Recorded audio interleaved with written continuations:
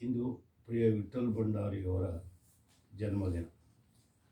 ಉತ್ತರ ಕನ್ನಡಕ್ಕೊಬ್ಬರೇ ವಿಠ್ಠಲ ಭಂಡಾರಿ ಎನ್ನುವ ಬಗೆಯಲ್ಲಿ ಬದುಕಿದ ಈ ಜಿಲ್ಲೆಯ ಒಬ್ಬ ಪ್ರಬುದ್ಧ ಜಾಗೃತ ಚೇತನ, ಮಹಾ ಅದ್ಭುತ ಶಕ್ತಿಶಾಲಿ ಕ್ರಾಂತಿಕಾರಿ ಕನಸುಗಾರರಾಗಿದ್ದರು.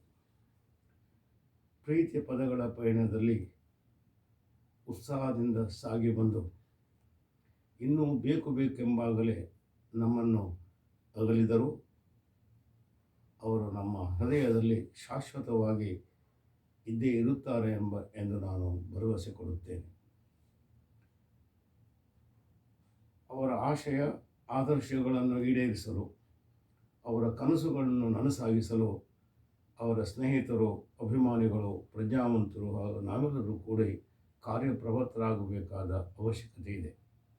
ಈ ದಿಶೆಯಲ್ಲಿ ಕಾರವಾರದ ಸ್ನೇಹಿತರು, ಅಭಿಮಾನಿಗಳು ಪ್ರೀತಿ ಪದ ಎಂಬ ಸಂಘಟನೆಯ ಮೂಲಕ ಅವರ ಆದರ್ಶಗಳನ್ನು, ಆಶಯಗಳನ್ನು ಈಡೇರಿಸಲು ಕಾರ್ಯಪ್ರವೃತ್ತರಾಗಿರುವುದು ತುಂಬ ಸಂತೋಷ.